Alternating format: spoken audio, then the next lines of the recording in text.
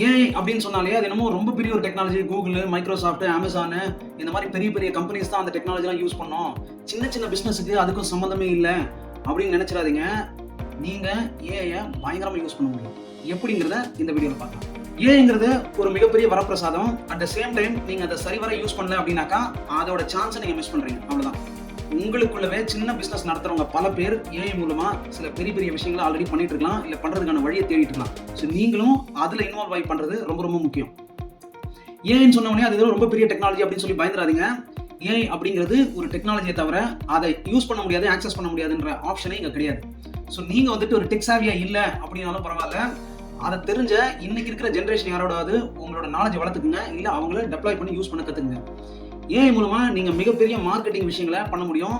முன்ன மாதிரி கிடையாதுங்க. கான்டென்ட் கிரியேட் பண்றதா இருக்கட்டும், கிராஃபிக்ஸ் கிரியேட் பண்றதா இருக்கட்டும், இல்ல உங்க ப்ராடக்ட்டை பத்தி நல்லா பேசுறதா இருக்கட்டும், எதுவானா இருக்கட்டும், சின்ன சின்ன பிசினஸ் தான் இன்னைக்கு ஏஐ நிறைய யூஸ் பண்றாங்க, நிறைய யூஸ் பண்ணவும் முடியும்.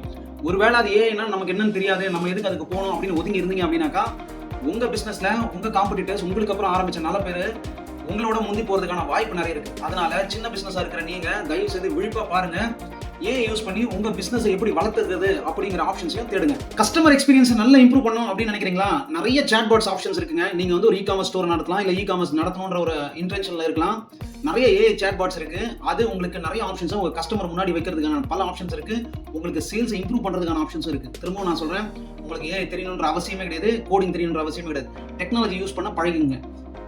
வேர்டு, மைக்ரோசாஃப்ட், எக்ஸல் இது மாதிரி தாங்க ஏஐ. உங்களுக்கு அதுக்கு அண்டர்லைன் டெக்னாலஜி எதுவுமே உங்களுக்கு தெரிய போறதில்ல. ஆனா அதை யூஸ் பண்ணாம மட்டும் இருக்காதீங்க. நீங்க ஒரு சின்ன பிசினஸ் நிறைய நேரம் ரொட்டீனா மொனோட்டனஸா ஒரே வேலையை நீங்க செய்றீங்க, அதனால உங்க நேரம் வீணா போகுது அப்படின்னு நினைக்கிறீங்களா? அந்த மாதிரி நேரத்துல கண்டிப்பா யாரோடையாவது பேசி ஏஐ மூலமா இந்த ரொட்டீனா வர விஷயங்களை ஆட்டோமேட் பண்ண முடியும்னு பாருங்க.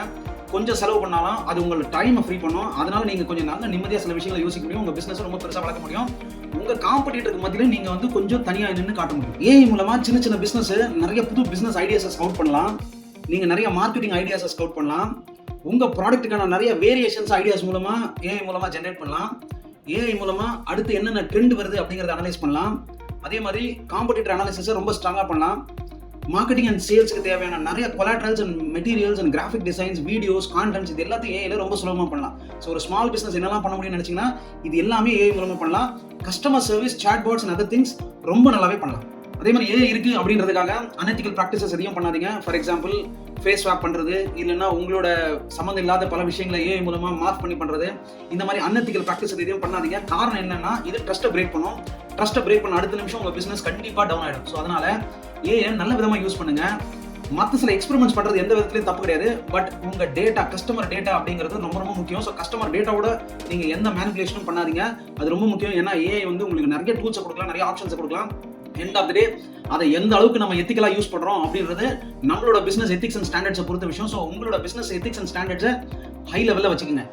ஏஐ சொல்யூஷன்ஸ் சின்ன சின்ன பிசினஸ்ல நீங்க இன்கார்பரேட் பண்றதுனால உங்களால எட்ஜ்ல இருக்க முடியும். அடுத்து என்ன ஒரு மாற்றம் வருது, இல்ல அடுத்து என்ன ஒரு சேஞ்ச் வருது அப்படிங்கறத உங்களால சீக்கிரமா உணர முடியும்.